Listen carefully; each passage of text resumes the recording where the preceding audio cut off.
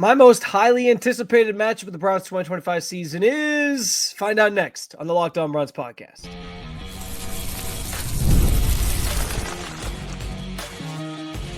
You are Locked On Browns, your daily Cleveland Browns podcast. Part of the Locked On Podcast Network, your team every day.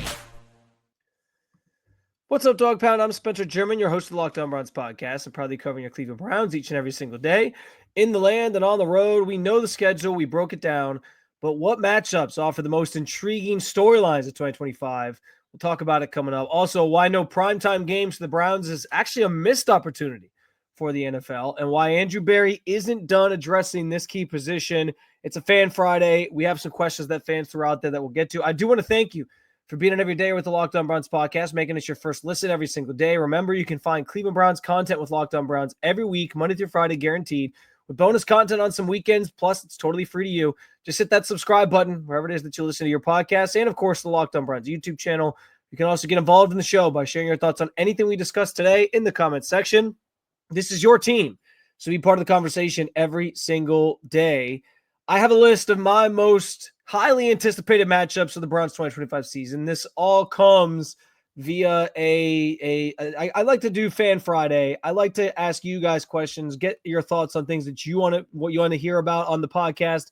And I had a couple different submissions come in, and somebody asked me they'd be interested to hear my most anticipated matchups heading into the 2025 season. So I came up with a short list. We'll do a top 5 here. You can tell me if I'm wrong, if I'm crazy, if you agree, if you disagree. We'll have some fun with it.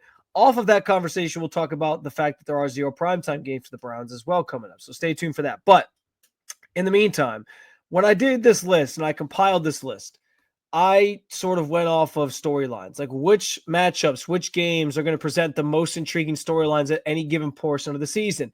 And I know right now the storylines are different than what they might be by December because things are going to change. You know, guys are going to get hurt. There's going to be different players playing different positions potentially, maybe even a quarterback. And I think that's a big proponent here of why I chose the matchups that I chose.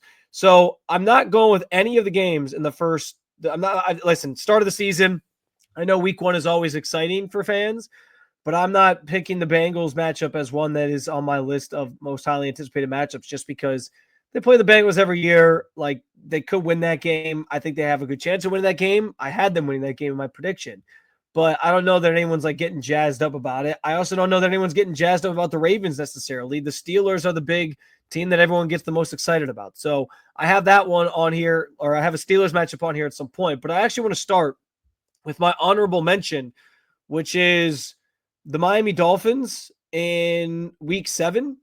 And the reason that they're on here just goes back to what I talked about on Thursday's episode with the schedule release show I did, because I think that Dolphins game week 7 presents the first opportunity that we could see a quarterback change for this team. Like, that first opening stretch of the season, kind of a gauntlet. As I talked about, you have the Bengals, you have the Ravens, you have the Packers, you have the Lions, you have the Vikings, you have the Steelers. 5 of those 6 teams are playoff teams. 5 of those 6 teams are playoff teams from a year ago.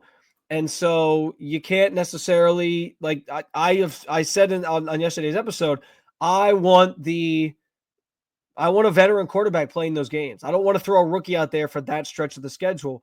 I want to see a veteran take that over or to handle that stretch. And then you get to week 7, and maybe that's where a quarterback change comes in. So I put the Dolphins game as an intriguing one, or maybe one of my best storylines or most highly anticipated, whatever you want to call it, because of the fact that if you have the Dolphins, if the Dolphins game becomes a place you make a quarterback change, if you're off to a slow start to the season, I think that makes that game highly intriguing. But I don't know from like a matchup standpoint, just purely people are like really excited about that one. So it's doesn't make the cut as the top 5. It's just my honorable mention. That brings us to number 5. Number 5, I'm going with the London game, Minnesota, week 5. This is like the one. It's not a prime time game, but this is like the one game that the NFL gives you for the Browns. That's like, you know, in its own time slot. Tune in and watch the Cleveland Browns. You know, you're sort of the focal point, if you will. Plus, I think any chance that fans get to go to London if they are so inclined to do so and go see this team play internationally, gets people excited. So I made that one number 5 on the list. I don't know if the matchup is something that people are like really excited about. There is the sort of underarching storyline of Kevin Stefanski against his former team and whatnot. So there's something there. But I don't know that people are, really super excited about a matchup with the Vikings. So I think it makes the cut. I make it number 5 on the list. Number 4 on the list for me is the Detroit Lions in week 4, 1 week prior to that Vikings matchup in London. And I just think some of this comes down to the Lions rather, and the Browns. Like, their fan bases are very similar, and it's a Rust Belt city. We know there's a little bit of a rivalry there, especially with the baseball lines being crossed when it comes to the Tigers and the Guardians being rivals. So, and you get a chance to see if you want to make the trip, and it's a short trip. It's an easy game to get to. You get a chance to see one of the best teams in football if they follow suit and are, as good as they were last year, potentially winning the NFC. Like, that could be a really exciting game for people. So I like the idea of Detroit. Again, quick drive, easy to get to for fans. So I have that one as number 4 on my list. Number 3 on the list, and this is where the storylines really start to kick in terms of me thinking through, what is going to, what at different points of the season, what could be the most intriguing parts of the season. Number 3 on the list for me is the Tennessee Titans matchup in week 14. Now, I know what you're thinking. How in God's name could a matchup with the Tennessee Titans be a matchup that people should be excited about? But again, think about the storylines here. And by week 14, December 7th, you could very much have Shedeur Sanders starting at quarterback for this team. And if that's the case, you get a matchup of Shedeur Sanders versus Cam Ward. I know it's not a primetime game. I know it's not a game a lot of people are going to be paying attention to. The Titans and the Browns are 2 of the only teams, only 3 teams that don't have any primetime games this year. So it's not that I'm trying to sell you on the NFL wants you to be intrigued by this matchup or anything like that. I get it. They don't necessarily expect this to be much of anything. It's a big nothing burger to them.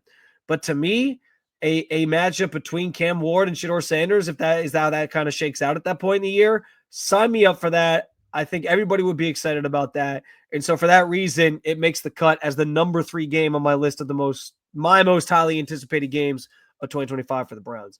That brings us to number 2. Number 2 on my list, I'm finally giving it to you, the Pittsburgh Steelers, week 17, for similar reasons as that Titans matchup. By week 17, you could have Shedeur Sanders playing in meaningful games, or it could be Dylan Gabriel. I'll do respect to him. Obviously, he could be starting at that point in the year. One of those rookies is likely to be starting that late in the season, and it's against the Pittsburgh Steelers, who that is almost like that's the biggest litmus test that fans want to see. How do you fare against the Pittsburgh Steelers that have owned you over the years? What are you going to do against them as a rookie? It's a first big hurdle and test, if you will. Jameis Winston had the lines last year about you're not really a Cleveland Browns until you beat the Pittsburgh Steelers, and then he went out and beat the Pittsburgh Steelers. So there's kind of that factor that comes into play, or that sort of underarching theme that comes into play. So I think it's always a good one when you play Pittsburgh when it's that late in the year. I love the fact that they're in week 17, and you might get a chance for a rookie to match up with them. You also, in theory, depending on what happens with the Steelers quarterback situation, maybe the Steelers are starting Will Howard at that point in the year. And imagine a matchup between Will Howard, who I think a lot of Browns fans liked, and Shedeur Sanders or Dylan Gabriel. That would be fun as well. Rematch of the Rose Bowl, anyone? The Ohio State quarterback versus the Oregon quarterback. That would be fun as well. So there's some really good storylines that come with that one. And anytime Pittsburgh's late in the year, you want to see that be a game that matters. And it'll always carry some weight. But and here's the other thing: if the Browns are somehow miraculously in the playoff picture at that point, man, that game could carry a lot of weight. So we'll see. And then number 1 on the list, week 16, 1 week prior to that Steelers game against the Buffalo Bills. I just think there's this kinship between Bills fans and Browns fans because they suffered for so many years. Similar fan bases in the terms of how passionate they are about their teams, their respective teams. Again, Rust Belt cities. And I can only imagine what the tailgate scene in the Muni Lot is going to be like for that game when Bills fans invade Cleveland. Cleveland fans try to come support the team against one of the best quarterbacks in football, and Josh Allen. That could be a really fun one. Again, rookie quarterback could be starting, so there'll be some intrigue there for the Browns potentially. I just think it's going to be like a Bills-Browns takeover. It's going to be a Bills fan takeover on top of like Browns fans trying to compete for tailgating scenes, and that could be a lot of fun. I know a lot of people, because I'm from Western New York, who are coming to the town for that game already, so it's going to make for a pretty interesting weekend, I think, overall when we get to that point. And so I have that as number one on the list of my most highly anticipated matchups of 2025 for the Browns. What are your most highly anticipated matchups of 2025 for the Cleveland Browns? Let me know at Spencito_ in the comment section here at the Locked On Browns YouTube channel. Speaking of the Browns schedule, we touched on it yesterday a little bit, but I think that the NFL not giving the Browns any primetime games may just be a missed opportunity for them. I'll explain why coming up next on the Locked On Browns podcast. There's nothing quite like the atmosphere of an NBA playoff game. Every bucket, every defensive stop, every moment feels huge. It's electric in the arena, and with Game Time, you can be part of it without the stress of last-minute ticket hunting. Game Time makes it fast and easy to get playoff tickets, even when the demand is sky high. Prices on the app actually go down as tip-off gets closer, and their last-minute deals can save you up to 60%. Last year, I used Game Time for the first time when I bought tickets to see Ohio State, Michigan. It was a disappointing result, yes, admittedly, but I can say I saw the national championship Buckeyes in person last year, and honestly, that game sort of sparked that run to the championship. Game Time is my go-to app now for buying tickets. In fact, I just bought tickets to a concert this fall for my wife's birthday a couple weeks ago. Last-minute deals. Save up to 60% off buying tickets last minute for sports, concerts, comedy, theater, and more. The lowest prices guaranteed means I never have to worry about overpaying. Take the guesswork out of buying tickets with Game Time.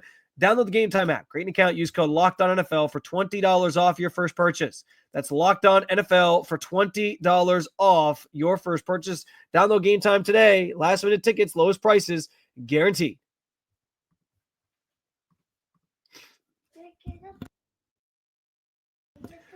All right, so we know that the Browns don't have any primetime games. It's not a secret at this point. I will say I think I mentioned this yesterday.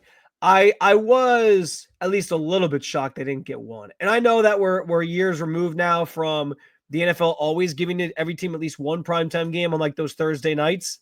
That was always the thing, right? They give every team a Thursday night game. A lot of that I think was just like fairness in terms of, hey, if this team has to play in a short week, every team has to play in a short week at least once during the season. I'm sure the players actually love the fact that they don't have a Thursday night game because it means you don't have to worry about any short weeks. It's the same rhythmic sort of process of recovery, getting ready, et cetera, each and every single week. So they're going to love. I'm guessing that the players absolutely love this schedule, and rightfully so. They should, because they don't have to worry about the quick recovery, quick turnaround to go into a Thursday night game. And so I think there's some positives there, I guess, from a Browns standpoint. But regardless, I actually think that the Browns not getting a single primetime game is kind of a missed opportunity for the NFL. And the main reason revolves around this quarterback situation that Cleveland finds itself in. Like I said, when I talked about my most highly anticipated games of this upcoming year, at some point, these rookie quarterbacks are going to play. Dylan Gabriel could be first, Shedeur Sanders could be first. One's going to be first, one's going to be second. I think they both probably play at least to some degree, unless one really flashes and seals the deal as I'm the franchise guy. I'm not giving these reins up after maybe taking over for whichever event I think starts the season, because that's how I think this process is going to play out. But these rookie quarterbacks are going to play at some point. And I understand where Dylan Gabriel maybe isn't as what's the right word? Like polarizing as Shedeur Sanders. And so maybe they're like, well, even if he plays at some point in the season, we don't necessarily care about that as a storyline. I get it. But anytime a team might have like a new quarterback in there, a quarterback playing for the first time, that is a storyline that you can sell to any fan base that's trying to tune in for a Thursday night game, a Monday night game, whatever it might be. So so even if it's Gabriel Shedeur, obviously I think it's something that can be sold from an NFL narrative standpoint, just because it's the quarterback position. That is the money-making spot in this sport. And you have a new guy, you have a different face, you have somebody who's playing for the first time. That is a game that you can sell at some point this season of like, hey, here we are. We got this rookie quarterback playing. And like I said, there are some interesting matchups on this schedule late in the year. The Titans one comes to mind, especially. again, I understand why you wouldn't put the Titans and the Browns on primetime together when they both just had putrid seasons, were at the top of the draft. I get all that. But like I said, that also could be a situation where at that point in the year, the Browns are starting a rookie. Cam Ward could be balling for the Titans. And you may find yourself with a potential, intriguing matchup between two rookie quarterbacks that you maybe didn't anticipate previously. So I don't know. I like that one is one that makes some sense for me, even though it's two bad teams theoretically. They put the Bears on primetime so much on their schedule. It was like, why not throw the Browns a bone with that game? Like there are some games here that would have made some sense to me. And honestly, the Thursday night thing, I'm surprised they didn't get just like the standard, hey, AFC North matchup on a Thursday night, because they almost always get one of those, whether it's the in-state rival with Cincinnati, which is a storyline you can sell, or the rivalry with Pittsburgh, which you can sell. And Pittsburgh is always like a primetime darling to this league. So I'm surprised that didn't happen, but it is what it is. That's the Dylan Gabriel side, though. The other side of this, obviously, is like if Shedeur plays at some point, that is the easiest storyline that this league can sell 10 times over. And frankly, like I've already seen, just candidly, the impact of Shedeur Sanders being on this team in terms of content that I'm writing for another outlet I work for here at the podcast. Like there's a lot of engagement going on right now, especially around the Shedeur Sanders conversation, because people want to talk about him. And so I would have a hard time believing the NFL couldn't sell that to fans outside of just the Cleveland area. It 100% is a storyline that would capture people's attentions. And I get right now, maybe this is the thought process. Maybe this is what they're thinking. Right now in May, when the schedule is released, maybe the plan here is like, well, we can't predict when somebody like Shedeur Sanders could play for this team. So we're not going to try, and we're not going to guarantee any primetime games. They can always flex things later. And so maybe they get flexed into primetime a little bit later on in the season if you get one of these intriguing matchups like Shedeur Sanders versus Cam Ward, or Shedeur Sanders versus Caleb Williams, or Shedeur Sanders versus Josh Allen, or Shedeur Sanders versus the Steelers. Like those are things that you can actually sell once that comes to fruition. And so I almost wonder if that's what it was with the NFL. If the thought process here was, well, hey, let's wait until we actually get the storyline that we really want, which is one of these rookie quarterbacks playing in some capacity for the Browns and starting for the Browns. On top of that, if it's Shedeur, I mean, the narrative writes itself. The attraction to that game is the easiest sell in the world for them, because Shedeur Sanders is this polarizing figure that people are really talking about right now. So it could be one of those deals where they're kind of just waiting. They can always flex games later. We know they do that all the time. They flex the games. They flex the Browns out of a Thursday night game last year. They had 2 Thursday night games, flex them out of the one with the Bengals, the second one, because the Browns were a sinking ship and the Bengals are just kind of starting their run to try to make the postseason at that point in the season. So they did that. Like maybe that's the thought process here. But in the grand scheme of things, I do think, because listen, I get it. It's the Browns. They had a bad year. I understand the thought process on like, we're not going to put a team that won 3 games last year we think is going to be bad again in the primetime spotlight. I can understand the thinking there. And the Browns don't necessarily deserve that benefit of the doubt until they prove people otherwise. I can totally respect that thought process as well. But I think it's a missed opportunity, because at some point one of these rookies is going to play, and maybe both of these rookies are going to play. And whether it's both of them, which again I argue is a very sellable narrative anyway, because it's the quarterback position and it's a rookie quarterback, or if it's just straight up Shedeur Sanders that you want, you can get away with selling that to somebody and selling that to a national NFL audience, because people are going to want to see it. That's my argument. I think it's a missed opportunity, but it is still an opportunity that the NFL could eventually amend, if you will, by giving the Browns a primetime game once they know when Shedeur could potentially be playing, and it becomes something that is actually, or Dylan Gabriel. I shouldn't leave him out of this, but once they know when these rookie quarterbacks are going to play, maybe that becomes the opportunity that they flex them into a primetime spot. We shall see. But for now, I'm calling it a missed opportunity, because I do think it's a missed opportunity. Andrew Berry can't be done addressing this position group. It's a Fan Friday question. We'll talk about it coming up next on the Locked On Browns podcast.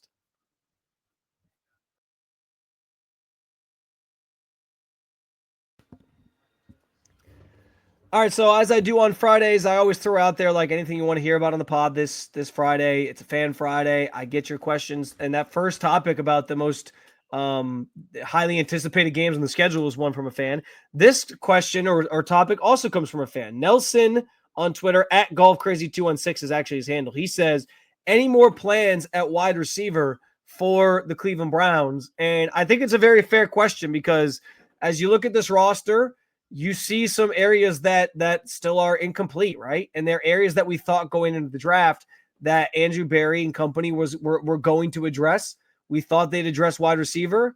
I think we thought in some capacity they would probably address offensive line. They didn't do that either.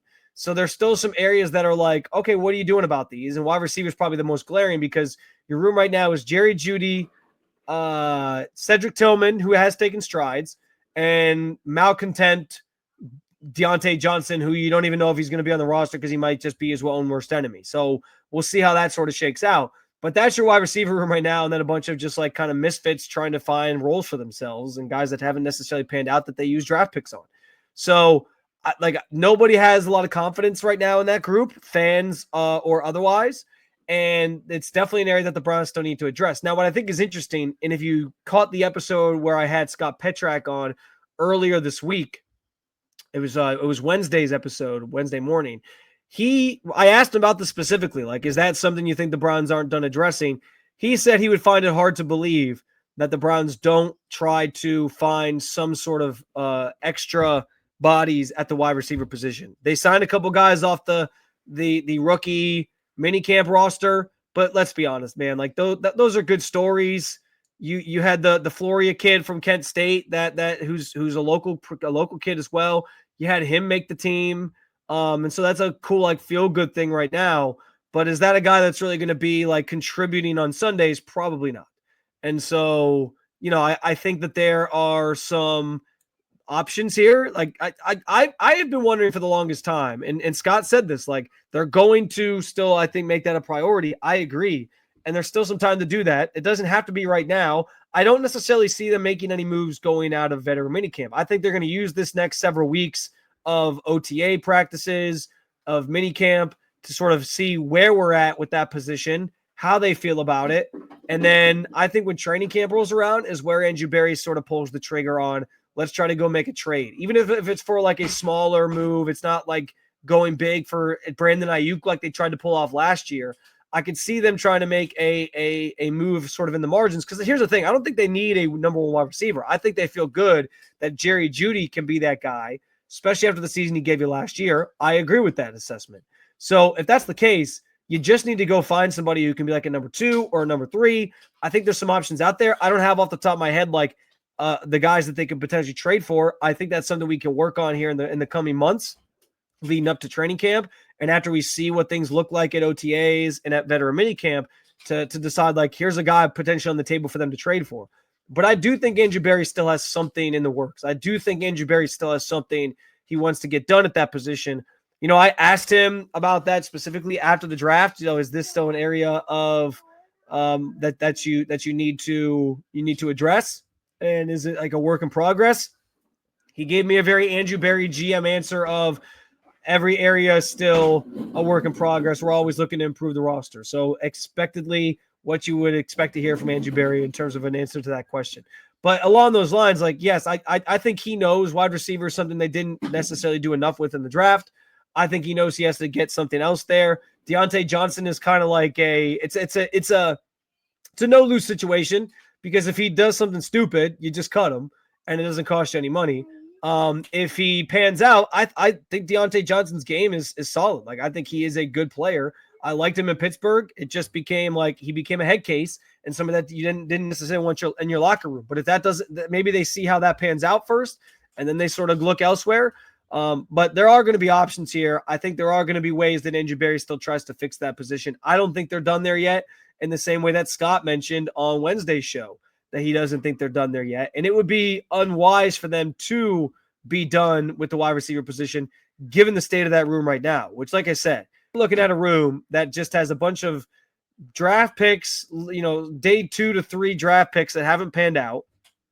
And two guys at the top, one guy at the top who you feel confident in, Jerry Jeudy, one guy who I think is taking strides but still has work to do as kind of just a guy who's only in his third year in the league, and then you have a head case in Deontay Johnson. Like, it's not exactly this who's who of a wide receiver room. Not that every team has like this loaded wide receiver room, but I just think you need a little bit more there, which is why I bang the drum for like bringing back Elijah Moore and a few other things. So I think that they're not done. I think Andrew Berry is going to weigh his options there. I think at some point we see a wide receiver trade come down for this Browns team, likely closer to training camp or during training camp, and we will see if he has something up his sleeve in terms of trying to add to that position, because it's just not enough. They do not have enough at that position. I said going into the draft they needed to address it. I thought they would. As things played out, they didn't. But they can't possibly enter the season with that being their wide receiver room and feeling good about it. And as much as I've said, yes, 12 personnel, they're going back to that. 2 tight end sets. Harold Fannon's going to be involved very early on in this process, along with David Njoku. They're going to run the football more. All that can be true, but you still need wide receivers in this league. You still need production from outside at that position, throwing the ball downfield, all those types of things. And so I think they know it's still a problem. I think he's going to find ways to correct it. That is how you still win games in this league is having good wide receivers being able to pass the ball. And so I don't think it's something that he might have neglected now. I don't think it's something he's going to neglect before the season actually gets rolling. So we will see how that all pans out. But in the meantime, it's another episode Down With You, Dog Pound. Thank you, as always, for joining me to talk about your favorite football team and making us your first listen every single day. There is more to come next week. We will get you ready for more work coming down the pike here at OTAs in the coming weeks. We got veteran minicamp in the coming weeks. The dog days of summer will be here, and then it'll be the season before we know it. It's crazy how quickly it's all going. So make sure you hit that subscribe button. Make sure Locked On Browns is your first listen every single day. For your second listen, check out Locked On NFL Scouting, or if you want to keep it local, you can check out Locked On Cavs if you're looking for a way to reflect on a disappointing season. You can also check out Locked On Guardians as the boys of summer get rolling. Thank you for being every day at the Locked On Podcast Network. I'll talk to you again real soon, Cleveland. Have a good weekend. See you.